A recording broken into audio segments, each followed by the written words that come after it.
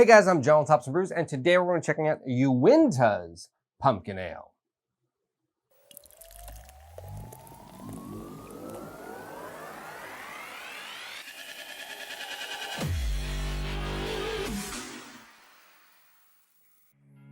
This beer comes in at a 5% ABV, a 10 IBUs. It gets an average rating on Untappd of 3.39. This seasonal abled pumpkin ale is brewed with real pumpkin and a spice melody of nutmeg, cinnamon, and allspice.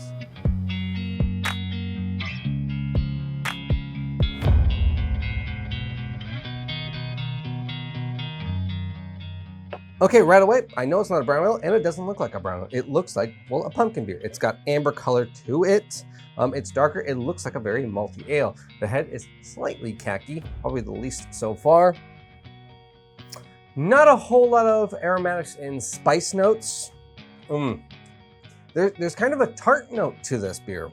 It kind of tastes more like a sweeter golden ale with just a hint more malt. Like, you want it to be pumpkin, but if you gave this to me blind, I don't know if I would say this is a pumpkin beer.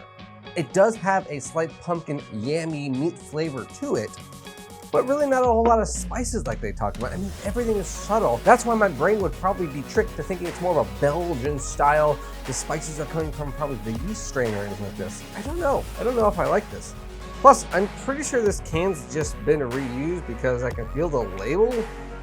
And there's a design behind the can. So, it kind of gives me a cheap feeling, which is kind of what this beer kind of tastes like. Not necessarily cheap, it was in price, but probably a cheap pumpkin beer. If they just labeled this as something else, I'd probably be fine with this. So if you're looking for something on the lighter end of the pumpkin flavoring of pumpkin beers, Uinta's Pumpkin Ale could be right for you, not for me.